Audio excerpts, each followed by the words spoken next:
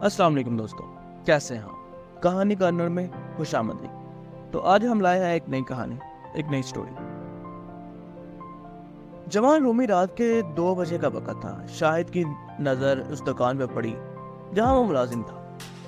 दुकान का शटर ज़रा सा ऊपर उठा हुआ था और अंदर मदद सी रोशनी नज़र आ रही थी जो शायद टार्चों की थी।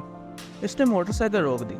शायद को ये बात समझने में ज़्यादा देर न लगी कि दुकान में चोरी की वारदात हो रही है। इस वक्त वो अपने एक दोस्त की शादी की तकरीब से वापस आ रहा था। इसने मोटरसाइकिल एक तरफ खड़ी की और दबे कदमों दुकान के करीब पहुंचा। दुकान के बाहर एक वैन खड़ी थी जो चोरी किया जाने वाला सामान लेकर जाने के लिए लाई गई थी। वो आड़ में होकर खामोशी से अंदर झांकने लगा।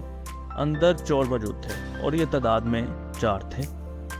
इनकी आवाज़ों में से एक आवाज़ शाहिद ने पहचान ली। ये शानी था जिसे दुकान के मालिक से कासिम ने एक मुकब्बल मुलाजिमत पर रखा। शानी अपने दीगर साथियों से कह रहा था कि मैं कल मामूल के मुताबिक काम पर जाऊंगा ताकि किसी को मुझ पे शक न हो। अच्छा, तो शानी ने अपने साथियों के साथ मिलकर चोरी का मंसूबा बनाया है? शाहिद ज़ेरे लब बड़बड़ाया, यानी जिस थाली में खाया उसी में छेद कर दिया।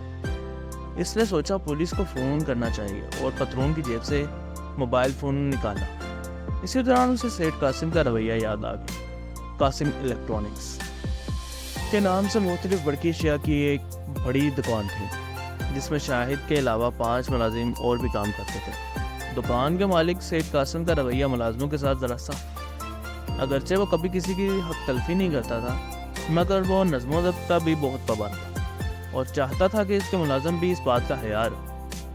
शाहिद को याद आया कि ज़रा सी बात पर सेठ उसे झिड़क देता है। अगर कभी दुकान पर पहुंचने में थोड़ी देर हो जाए तो सबके सामने डांट देता है। इसने सोचा, अच्छा है, सेठ का नुकसान होता है तो हो, मुझे क्या, मैं क्यों उस झमेले में पड़ूं। ये सब सोचते हुए उसने मोटरसाइकिल स्टार्ट की और घर गिरा ली। कासिम इलेक्ट्रॉनिक्स के मालिक कासिम की उम्र 55-60 बरस की लग रही थी और वो सेहतमंद जिस्म का आदमी था। अगरचे वो अंदर और से एक नरम मिजाज सरक था, लेकिन उसके चेहरे पर मौजूद घनी मूंछों और गूंजदार आवाज़ की वजह से उसकी शख्सियत हासी रौबदार लगती थी। यानी यही वजह थी कि उसके इर्द गिर्द के लोग इसे हासे दबे रहते थे। अगले रोज़ चोरी की खबर हर तरफ फैल चुकी थी। चोर नकदी और लाखों रुपए मालियत का सामान ले गए। पुलिस ने रिपोर्ट दर्ज करके मुलज़मान की तलाश शुरू की। दुकान पर काम करने वाले मुलाजमों से भी पूछगछ की गई, लेकिन पुलिस किसी नतीजे पर नहीं पहुंच सकी, जबकि शाहिद सब कुछ जानते हुए भी अनजान बना रहा।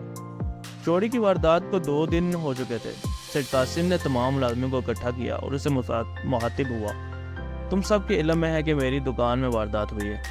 इस हादसे ने मुझे परेशान कर दिया है। दुकान का नुकसान भी पूरा करना है, ईद का त्यौहार भी है। तुम सब इस इंतज़ार में हो कि मैं तुम्हें पेशगी तनख्वाह भी दूंगा और ईदी भी। यकीनन तुम सब इसके हकदार हो।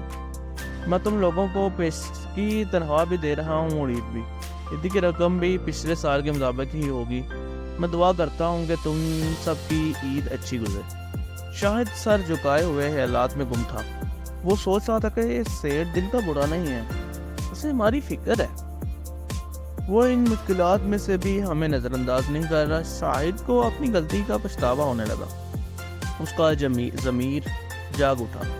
वो सोचने लगा कि इसकी एक गलती की वजह से मालिक का लाखों का नुकसान हो गया है। अगर उस रात वो पुलिस को फ़ोन कर देता तो आज शानी उसके साथी हवालात में होते हैं। दुकान से छुट्टी के बाद शाही ने एहतियात से शानी का पीछा किया और इस जगह का सुराग लगा लिया जहाँ शानी के साथी छुपे हुए थे। यकीनन यही चोरी का सामान भी मौजूद होगा। एक कम आबादी वाला इलाका था जहाँ शाम होते ही सन्नाटा छा गया था।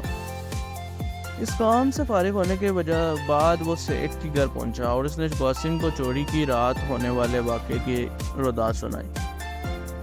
इसके रूबरू अपनी गलती का इतराफ़ भी किया और माफ़ी भी मांगी। कासिम ने शाहिद का कंधा थपथपाया और इसकी गलती को ये कहते हुए माफ़ कर दिया कि मैं दुकान पर काम करने वाले तमाम लड़कों को अपने बच्चों की तरह समझता हूँ, इसलिए इन्हें डांट भी देता हूँ, लेकिन काम की कदर करता हूँ और चाहता हूँ कि वो ज़िंदगी में कामयाबी हासिल करना चाहते हैं तो नज़्म ज़ब्त की पाबंदी करना सीखें, तो ये ज़रूरी भी है।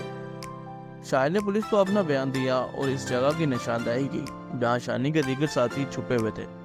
شانی اور اس کے ساتھیوں کو گرفتار کر لیا گیا اور چوری کیے گئے سامان بھی برآمد کر لیا گیا۔ اس طرح سیٹھ قاسم نقصان اٹھانے سے بچ گیا اور شاہد کا ضمیر کا بوجھ بھی ختم ہو گیا۔ تو جی کہتے ہیں کہ مالک اگر ڈانٹ رہا ہے اس کی وجہ یہ نہیں ہے کہ تم اس کا ساتھ ایسے کرو، وہ تمہارے بھلے کے لیے کرتا۔ اور ہم جس پہ جگہ پہ کام کرتے ہیں ہمیں اسے جاب یا کام نہیں سمجھنا چاہیے، بلکہ اسے اپنا کام سمجھنا چاہیے، کسی اور کا نہیں۔ اگر ہم اسے ایک اپنا کام سمجھیں گے اور اس میں محنت لگائیں گے، کام کریں گے، دل سے کام کریں گے، تو ہم یقیناً بہت کچھ ارن کریں گے۔